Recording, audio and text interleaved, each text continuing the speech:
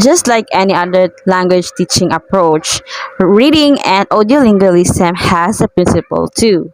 Now let's first discuss the basic principles of reading approach. First, we have in reading approach, teaching grammar is restricted. It is only taught to ease the reading comprehension. This only means that in this approach, teaching grammar is less likely given attention. It is only taught for reading, not for communicating nor writing. The second principle we have is the presentation of vocabulary is highly controlled at the beginning and then expanded at the later stages. This means that the vocabulary of the early reading passages and texts is strictly controlled for difficulty. Vocabulary is expanded as quickly as possible since the acquisition of vocabulary is considered more important than the grammatical skill. Third principle we have is the translation is regarded as a fruitful classroom practice. Translation reappears in this approach as a respectable classroom procedure related to comprehension of the written text. So, in order for a text or passages to be understood or comprehend well, translation is given emphasis. Fourth principle we have is among other language skills, reading comprehensions receive the highest attention and it is heavily emphasized. Lastly, the teachers do not have or do not need to have a good oral proficiency in the foreign language since the foreign language is not used as a tool for communication in the classroom environment.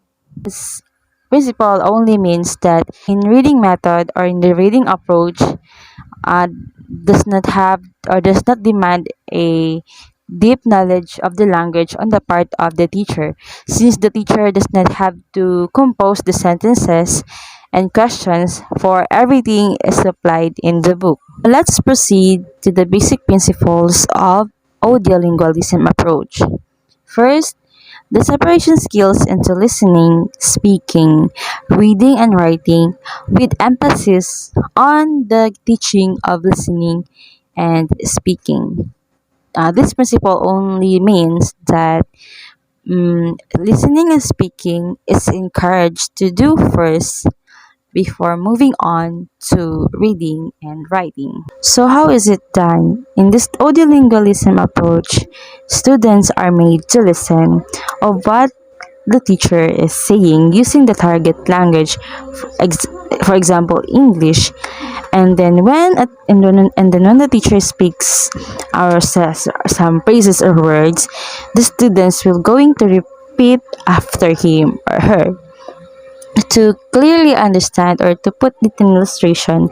Let's say, for example, I, as a teacher, would say to my class, now I am going to tell you or to tell a word, and you will be repeating after me. For example, say post office.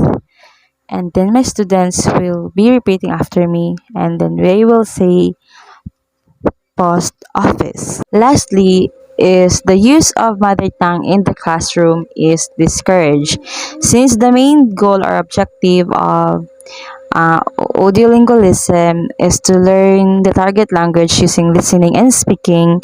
The use of my first language or mother tongue, just like Cebuano, is restrained from using. Now, here are the sample classroom activities or reading approach.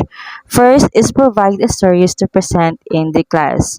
Reading comprehension is best to use especially for the beginners, as this can also improve their reading skills. We can also let the students translate of what they are reading. Students should understand what they are reading, so translating is a big support for them to enhance their knowledge and reading skills.